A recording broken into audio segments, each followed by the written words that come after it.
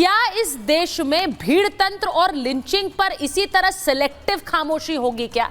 जो हुआ वो हुआ, लेकिन क्या उसके लिए हत्या कर दी जाएगी इस तरह नाखून उखाड़कर, धारदार हथियार से हमला कर ब्रेन हैमरेज हो गया उसका? सुचारिता जी, सबसे पहले तो एक चीज़ को एड्रेस करने की आवश्यकता है कि इस देश में जब भी कभी लिंचिंग का नाम आता है तो गिनती के एक दो नाम सुनाए जाते हैं और वो खास तौर पर एक धर्म समुदाय के होते हैं, मुस्लिमों के होते हैं। इसके अलावा इस देश में ना किसी को लिंचिंग दिखाई देती है, ना इस बारे में कोई बात करता है, लेकिन बहराइच में जो हुआ ये सबने देखा। शुरुआत में प्रोपेगेंडा इस तरीके से गढ़ने की कोशिश की गई कि उस व्यक्ति ने जो है झंडा उतारने की कोशिश की, इस वजह से उसको मारा गया। कुछ ने कहा कि पहले वो हंगामा किया हुआ नाच गाना कर रहे थे, डीजे बजा रहे थे, इस तरीके से कुछ लोग नाराज हो गए, इस वजह से जो है उसको मार दिया गया। लेकिन आज पोस्टमार्टम रिपोर्ट बताती है कि व्यक्ति को पूरे तरीके से प्लान करके मारा गया है।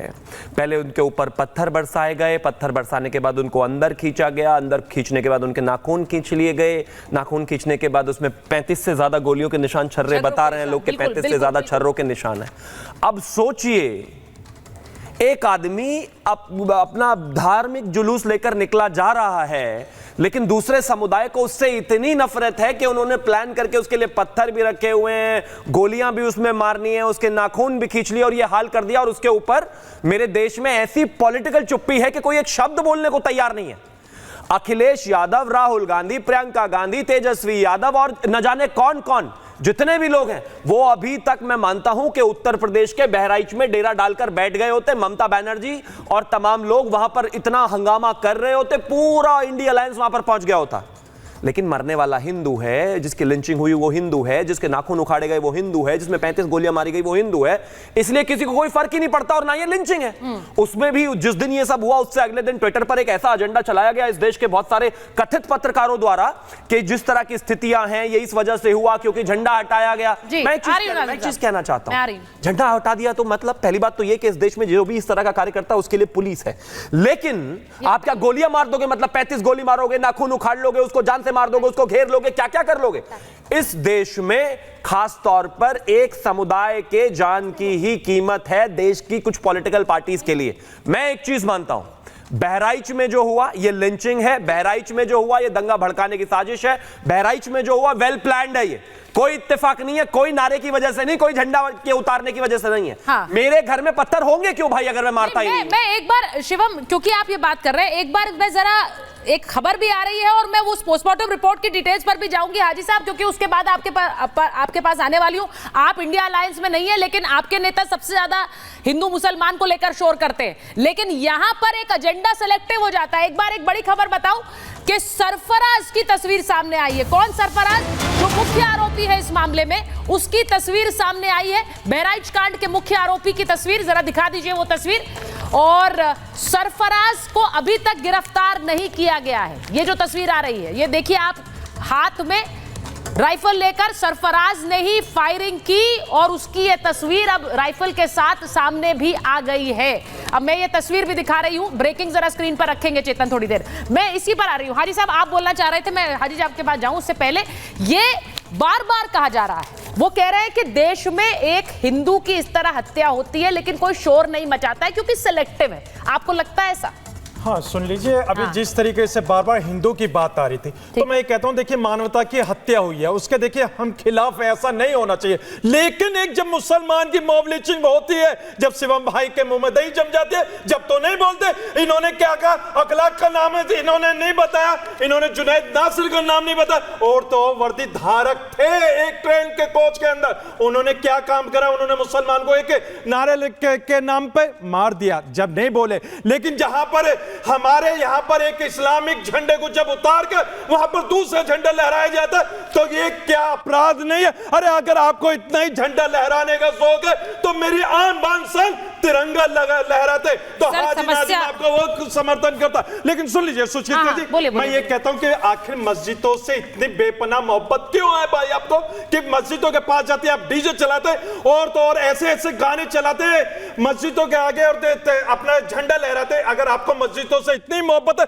जितने भी भारत के अंदर मंदिर है सबको मस्जिदें बनवा दीजिए ताकि आपका जो प्रेम भावना है वो जाग जाए। और जो मुसलमानों की मस्जिदों इसको उल्टा कर देंगे, वो उल्टा कह देंगे, तो आपको फिर नहीं, तकलीफ होगी। सुचित्रा जी, मैंने नहीं, तो ये इसको कहा, उल्टा कह देंगे तो नहीं, तकलीफ होगी। अगर मुझे भव्य- बस सीधा सीधा ये लगता है हाजी साहब कि अपने धर्म का सम्मान करिए, दूसरे का भी सम्मान करिए ना। अगर आप करेंगे, और ये सब पर लागू होता है, हिंदू पर भी, मुसलमान पर भी, सिख पर भी, ईसाई पर भी, अगर वो कर लेंगे तो इस तरह की तस्वीर नहीं आएगी। और मैं फिर एक बात कहना चाहती हूँ, वो हरा झंडा भी भारत का था, वो जो भगवा झंडा था वो भी भारत का है। ये अगर हम लोग मान लेंगे तो ये दिक्कत नहीं होगी, लेकिन ये हो नहीं पाता है आचार्य जी। अब जो वहां पर हुआ है, मैं एक बार पोस्टमार्टम की डिटेल्स बताना चाहती हूँ। अभी तक हम ये कह रहे थे कि एक विवाद हुआ, उसमें हत्या हो गई। वो हत्या कैसे हुई उसकी डिटेल्स सामने आई है, जरा चला दीजिए हत्या की डिटेल्स।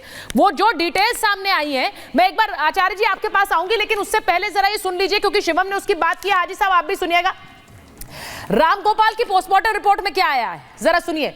मारने से पहले उसे तड़पाया गया, पैरों के नाखूनों को प्लास से खींचकर निकाला गया है, जान लेने के पहले उसे करंट भी लगाया गया, आंखों के पास नुकीली चीज से हमले किए गए, शरीर पर गोली के 35 छर्रों के निशान हैं, और ज्यादा खून बहने से मौत हुई है, ब्रेन हैमरेज हुई है, शौक में चला गया। अब ये जो पोस्टमार्टम रिपोर्ट बता रही है कि सिर पर धारदार हथियार से हमला किया गया है, ये मैं फिर सवाल पूछ रही हूं कि ये विवाद के बाद हुई लड़ाई नहीं है, ये सोच समझकर इतना गुस्सा, इतनी नफरत कि आप इस तरह से मार देंगे, इस तरह से मार देंगे। एक बार हाँ आचार्य जी, एक बात ध्यान रखिए, ये सब जो हो रहा है ना, ये वास्तविकता में ये है, इस धर्म के अंदर ये हो रहा है, इसलिए ये लिखा हुआ है। ये धर्म में एक मिनट नहीं सुन लीजिए, नहीं सुजाता जी, पुस्तक में क्या हम दुश्मन हैं उनके, ये लिखा है उनकी पुस्तक में,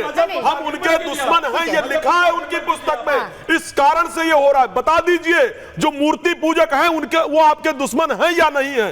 कहीं उनके साथ भाईचारा का, कहीं उनके साथ मित्रता का अगर वर्णन है तो मुझे बता दीजिए। आचार्य जी एक मिनट रुकिए। नहीं हाजी साहब एक मिनट रुकिए, आप क्या रही हूँ, आपने जो सवाल पूछा है मैं सीधा इसी सवाल को मुमताज जी से पूछूंगी। मुमताज जी ये बताइए, क्योंकि मैं ये फिर कह रही हूँ, एक दूसरे के धर्म पर टिप्पणी न करके वाजिब सवाल उठाइए। आपने सवाल पूछा है, मैं जवाब दूंगी। वो कह रहे हैं कि ये बताया जाता है, ये बताया जाता है कि मूर्ति पूजा के तो दुश्मन है, बताया जाता है क्या? हाँ। लकुम दीनकुम वलिय दीन, हमारा दीन हमारे साथ, तुम्हारा दीन तुम्हारे साथ। क्या आपके यहाँ बुद्ध पूजक, क्या बुद्ध देखिए पूजक ऐसा है, एक मिनट, देखिए ऐसा है कि हम जिस स्कूल में हैं, ठीक है, हम जिस स्कूल में हैं, अगर हमारे यहाँ मूर्ति पूजा नहीं है तो ठीक है, नहीं है तो, लेकिन आपके यहाँ है तो है। मैं वो शत्रु है, ये बात कहा जाता है, बिल्कुल शत्रु मूर्ति नहीं, पूजक आपके शत्रु हैं, ये वर्णन है, ये बिल्कुल गलत है, ये बिल्कुल वर्णन है, इसको मानिए। इस कारण से वो लोग मूर्ति पूजा कर रहे थे, वो उनको शत्रु लगे, इस कारण और दूसरा